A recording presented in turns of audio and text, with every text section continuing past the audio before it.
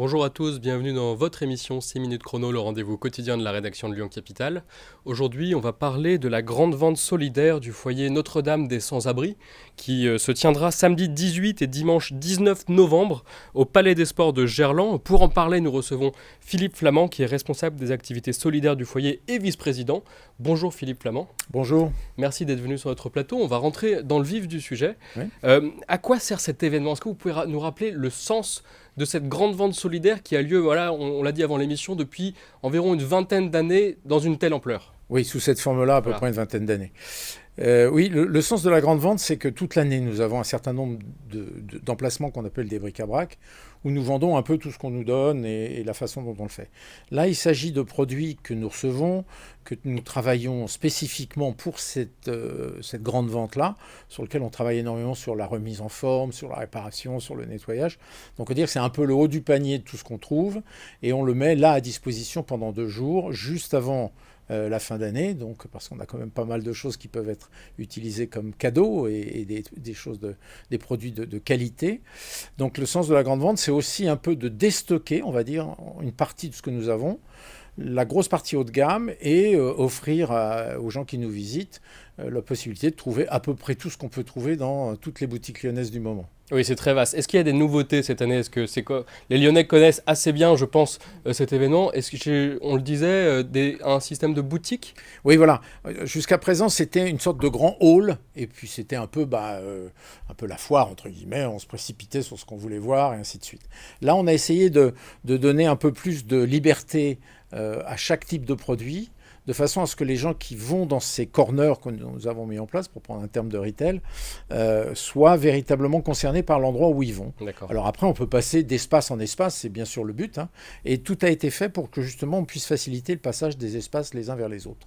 D'accord. Et parmi les nouveautés aussi, je crois qu'il y a des créations de... Ouais. Est-ce que vous pouvez nous dire un mot? On en parlait... Pour la première fois, cette année, nous allons avoir une boutique qui est la boutique qui vend de la production des salariés en insertion du foyer. Donc ça n'avait jamais été fait jusqu'à aujourd'hui. Nous avons sur le site des Grandes Voisines, que nous avons récupéré il y a un petit peu plus de 4 ans maintenant, une unité de production principalement basée sur tout ce qui est récupération et surtout sur du tissu, du linge de maison, jusqu'à des transats que nous avons fabriqués avec des montants de récupération et des tissus que nous avons travaillés. D'accord, voilà, donc ce sont des événements, des choses à retrouver qui sont nouvelles à la grande vente. Comment est-ce que ça s'organise? Vous attendez combien de personnes à peu près pour cet événement sur le week-end? Alors comment ça s'organise? D'abord, c'est une organisation qu'on commence à peu près 6 mois à l'avance, hein, puisqu'on commence à collecter un peu partout un certain nombre de produits qu'on remet en état neuf, entre guillemets. Et puis nous avons un peu plus de 300 bénévoles qui se préparent à cette activité pour tout le week-end. Nous allons avoir ça. Et en nombre de visiteurs, on varie entre 9000 et 10 000 visiteurs pour l'ensemble du week-end. D'accord, donc c'est quand même... c'est dimensionné pour en attirer plus encore, on pourrait en attirer encore plus. Enfin, on pourrait avoir plus de visiteurs. Voilà, donc c'est un appel pour faire un geste et aussi trouver un produit qui vous intéresse. On n'a pas parlé des produits, on a été un peu flou. Qu'est-ce qu'on peut trouver dans les grandes lignes? Ça va du meuble jusqu'au vêtement? Le meuble, bien sûr, le vêtement, femmes, enfants, hommes. Cette année, nous avons également une boutique type vintage, où là, on a des produits très spécifiques, un peu plus haut de gamme, de marques, qui nous ont autorisé à les vendre dans ce cadre-là. Donc là, on a fait une boutique vintage organisée comme n'importe quelle boutique vintage que vous pouvez trouver à Lyon. Des vélos, des jouets, bien sûr. Nous avons un stand de jouets qui est énorme. Des livres, des disques, du linge de maison, du linge ancien. D'accord, oui, ça brasse très large. On oublie sûrement, je vais me faire taper sur les doigts par les responsables de ces stands-là, mais voilà, oui, c'est énorme. Tout ce que vous imaginez pouvoir avoir dans une maison, on l'a. Est-ce qu'on peut aussi maintenant un peu rappeler l'histoire, enfin la mission principale du foyer Notre-Dame des Sans-Abris qui a été créé en 1950, qui fête ses 73 ans cette année. Quelle est la mission principale?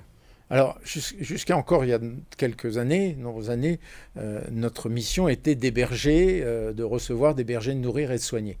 Et depuis maintenant un certain nombre d'années, nous avons rajouté l'insertion, puisque les personnes que nous recevons, les tranches d'âge ont évolué et autres, et ces personnes ont besoin de retrouver une insertion par le travail.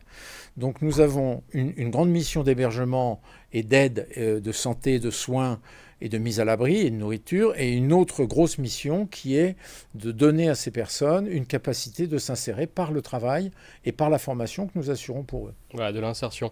Et est-ce qu'aujourd'hui, on peut le dire, il y a toujours urgence est-ce que pour aider, la pauvreté existe toujours est-ce que, voilà, dans le contexte inflationniste qu'on connaît, qui frappe le pouvoir d'achat des Français, on imagine que le milieu associatif ne fait pas exception? Ah non, c'est pareil, si on veut parler de notre pouvoir d'achat, on a nous aussi subi une augmentation très importante de l'ensemble de nos frais. Sur les dons aussi peut-être, non? La nourriture. Alors sur les dons, non, malheureusement, on constate qu'il y a une difficulté Voilà. sur les dons aujourd'hui, c'est plutôt à l'inverse. Là, on est plutôt sur une déflation. Voilà. Par contre, nos besoins augmentent. On est passé en quelques années de un petit peu de 1 millier de personnes aidées à pratiquement 2000 aujourd'hui, en très très peu de temps. Donc le nombre de personnes nécessitant une aide augmente, le coût pour les aider augmente et les dons diminuent un peu. Donc évidemment, ça devient tendu. Voilà, donc n'hésitez pas à venir à cette grande vente pour soutenir le foyer Notre-Dame des Sans-Abris. Merci beaucoup Philippe Flamand d'être venu. Je voulais juste rajouter que 100% de ce que nous touchons sert uniquement au foyer. Il n'y a pas de frais de gestion ou de quoi que ce soit. C'est important de le dire, vous avez raison.